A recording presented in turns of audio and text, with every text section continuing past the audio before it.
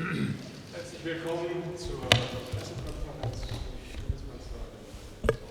Warm welcome to the press conference of the Federal Chancellor and the President of the Council. Ladies and gentlemen, a very warm welcome to the President of the European Council. I'm delighted that we meet in Berlin today. On the third day in my office, German office, I traveled to Brussels and met representatives of the large three institutions we met before.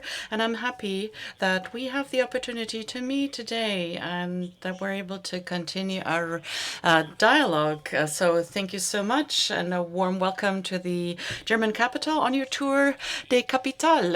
It's a very good idea because as Europeans, we are confronted with tremendous challenges around the globe, but also in the European Union. Antonia Costa knows that the federal government stands ready to lend an active contribution to be a reliable partner on the European stage. It is also clear that we can only tackle the challenges we're confronted with together. Europe has to stand together, and we have to speak with one voice. I'd like to thank you, Antonio, because you are tirelessly working for this European Union and the cohesion within the European Union. It is a very good work that you are doing and that we support. I briefly talked to Antonio Costa about my call with the Emir of Qatar. We're going to talk about this in detail later again, and we agree and we see the situation. We share the view. I share the critical view of the Council President also with regards to the incidents in Doha yesterday. We agree that Qatar has been lending an important contribution to mediation efforts to bring about a ceasefire in Gaza. We want to focus all efforts to bring the ceasefire about and to achieve this ceasefire, and we are talking to many stakeholders in the region. I also have to address the current incidents events in Poland. We're seeing here an unacceptable violation of the Polish airspace. As you all know, Poland informed NATO allies about the violation of its airspace by armed Russian drones. Russia has endangered and put human lives at risk in a NATO and EU member state. This is a reckless behavior on behalf of the Russian government and is part of a very long list of incidents that we're observing in the Baltic Sea and along the eastern flank. And we, the federal government, condemns this aggressive behavior of Russia in the strongest of terms. Against that backdrop, it's good that Poland, together with some NATO allies, has realized and was able to realize and do away with this threat. Poland also requested NATO to engage in consultations based on Article 4. There was a NATO Council meeting today.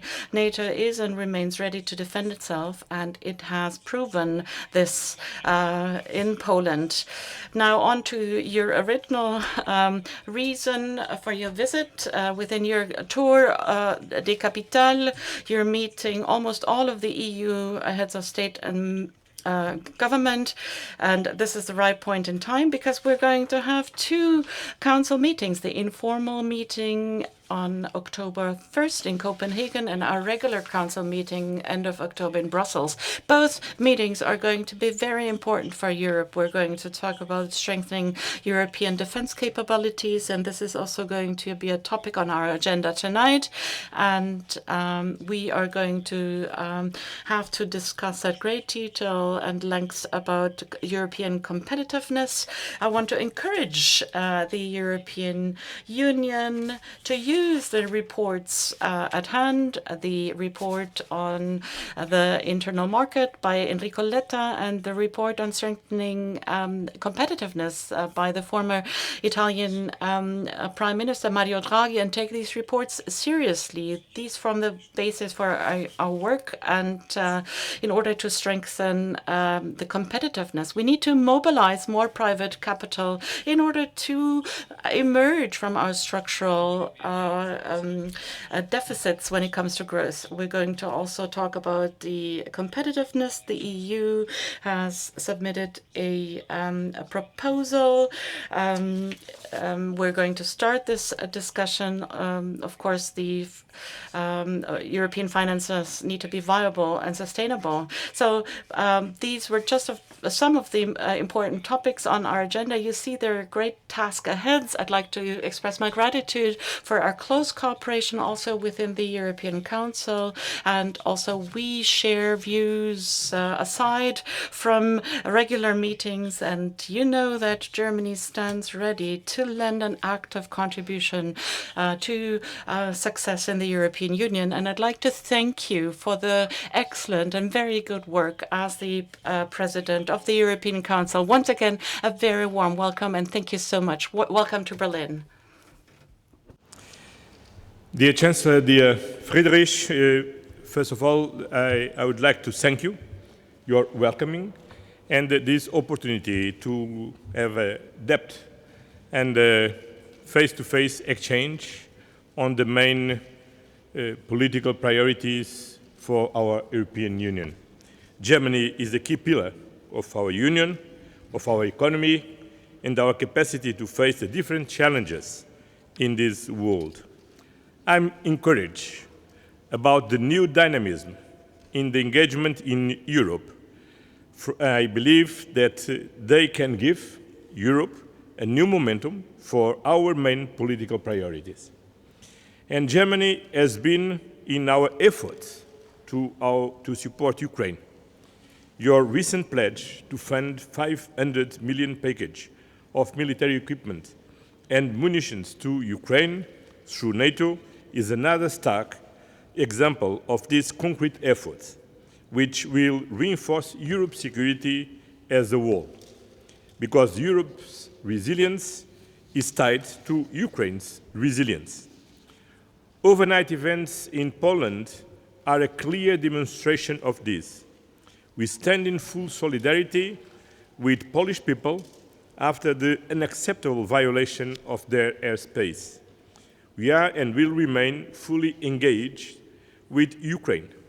The coalition of the willing has clearly reaffirmed our common goal and commitment to achieve a just and lasting peace in Ukraine and provide strong security guarantees to help preventing future attacks. Having already visited now over half of the European Union member states, it is clear that our main priorities are security and competitiveness. Those are closely interlinked. Without security, we cannot have a robust economy, and without a robust economy, it is very difficult to improve our common security. Work is ongoing on policies to boost our competitiveness, but we need to continue giving priority to simplification, reducing regulatory and administrative burdens, lowering energy prices, diversifying our trade relations, and mobilizing private savings to unlock necessary investment in the European Union economy. As it is also to enlarge our network of partners across the globe and forge new alliances. The world is changing fast, but the European Union remains a consistent, reliable, and predictable partner that strongly supports and promotes a multilateral, rules-based order. And this is an extremely attractive offer. To be able to play our full role as a geopolitical actor, we also need to increase our defense capabilities. We have made historical progress in 2025.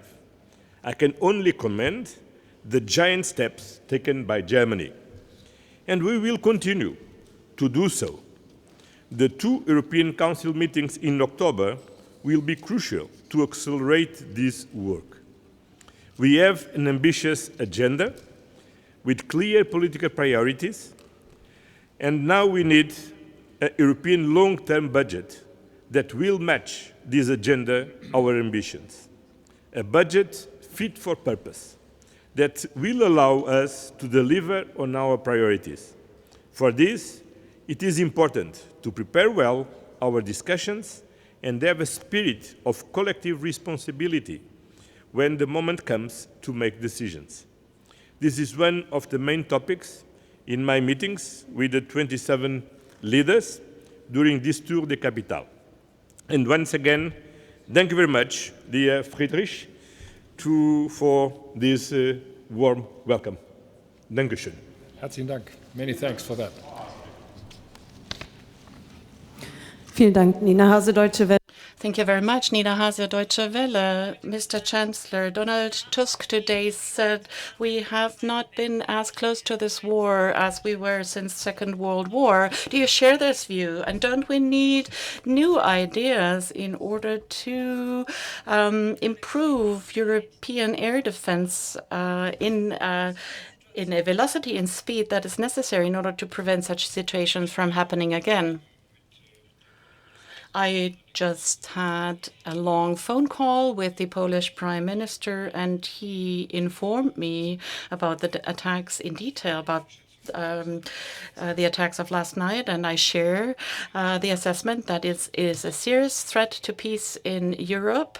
We're seeing a new quality of attacks coming from Russia, and I share his assessment that Russian claims that it was a coincidence or that it was not on purpose, that this is not credible. We are going to discuss the necessary consequences. I want to reiterate that NATO air defense has worked, but quite evidently not as well as it should have worked in order to prevent the incursion of such a large number of drones into Polish airspace and to detect and defend defend against these objects. And this will trigger discussions within NATO and within the European Union. But it is very clear we are and will remain ready to defend ourselves, and we are determined to increase the readiness and capability to defend Europe's pillar of NATO significantly. Thank you very much, Mr. Chancellor. The EU Commission President today announced a whole range, or proposed a range of sanctions against Israel. Which of these sanctions do you support, or are you generally against further sanctions? And Council President Costa, how do you assess the situation among EU member states? Do you see a majority for the sanctions, or some of the sanctions as proposed today? Middle East is very worried, and it's very clear the position of the European Union on this regarding. First of all, we clearly condemned the terrorist attack from Hamas, the 7th October 2023. We call always for the unconditional release of all the hostages, and we recognized the right of Israel to the self-defense even beyond their borders. But clearly, from some time, what's happening now in Gaza is not explained by the right of the self-defense, and that's the reason because we are calling for a ceasefire, for immediately the blockage of the humanitarian aid, and to stop the illegal settlements in the West Bank. And unfortunately, Israel is not listening their friends, and it's impossible for the European Union to don't react when we watch day by day on the television terrible images of what is happening now in Gaza and in the West Bank. And for us it's clear the only solution, the only lasting solution for peace and stability in the region is a two-state solution. And for this, we need to create all the conditions to reform the Palestinian Authority, to boost their capacity to rule all the territory, to eliminate Hamas, and to ensure that a true democratic Palestinian government has the capacity to rule in Palestine. And that's the reason because the European Union is the major financial support of the Palestinian Authority, and we are very close with them to improve the necessary reforms. But now it's time to a ceasefire, to stop bombing, to stop killing people, to stop destroying Gaza, and to stop the illegal settlements in the West Bank. Herr Fischer, bei aller berechtigten Kritik an dem Vorgehen der Mr. Fischer, with all due criticism as regards Israel's actions, it has to be clear what the root cause of this war is. The cause of this war is to be found in October 7th, 2023, and the massive attacks by Hamas on the Israeli civilian population. And up to this day, it is right. Once Hamas lays down arms, the conflict is over. But when Israel lays down arms, the existence of the state of Israel is threatened. And that's the difference between those two parties to the conflict. And let me reiterate, we stand by the state of Israel. Our position has not changed. It is a historical obligation that we are fully aware, and I am fully aware.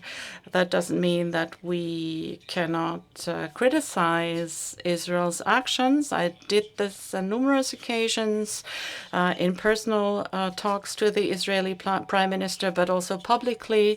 I also issued a statement on what happened yesterday afternoon. It's a military campaign that was illegal and contrary to international law. It violated Qatar's territory, a country unlike any others that is trying to put on a mediator's role, and that was very helpful to solve this conflict. As far as sanctions are concerned, allow me to also wait for the internal discussions in the European Council and also the talks in the coalition. Within the coalition, we agree Israel's actions are unacceptable, and the federal foreign minister also made this clear. It is our joint conviction.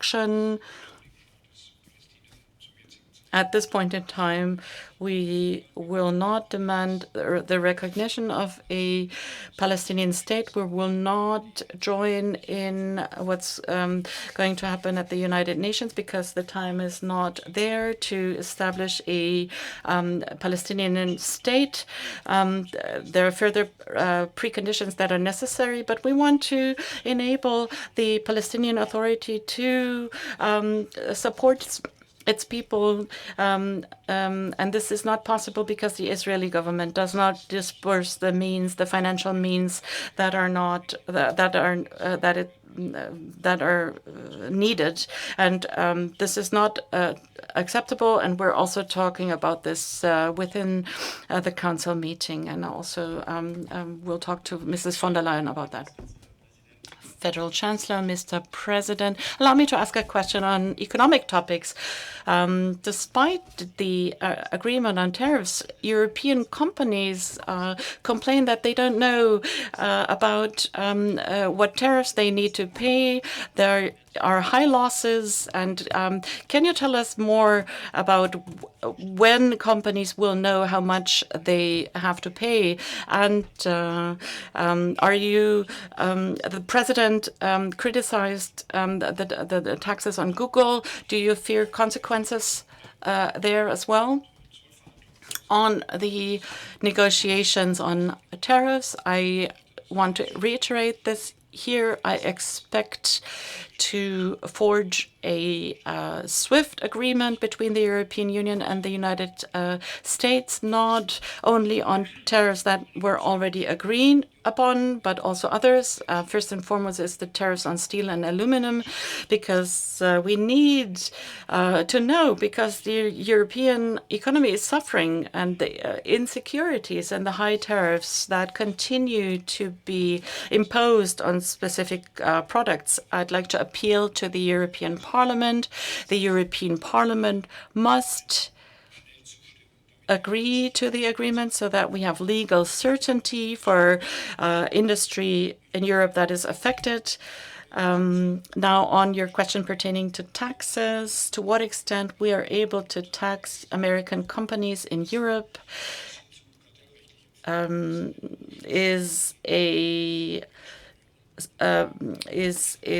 under the responsibility of the European Union and its member states. I expect the Americans to respect this. We are an independent legal sphere. We are an independent tax legislator in the European Union and its member states, and we are exerting in full sovereignty our own rights. And of course, the American government also has this right on its territory, but I expect the same to be accepted on for European territory.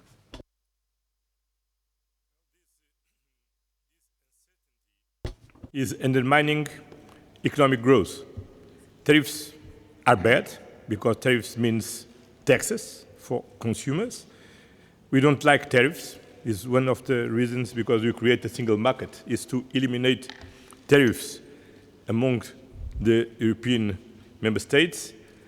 We are now engaging with a lot of partners in the world to try to agree in new trade agreements, Mercosur, India, Indonesia, Malaysia, Canada, because we don't like tariffs. And I think trade is very important to boost our economies, and we need as soon as possible to stabilize this issue, because we need to give a positive message for the investors, for our companies, for American companies, because the business needs predictability, and is what we need to provide as soon as possible. Okay, vielen Dank. Vielen Dank. Thank you so much.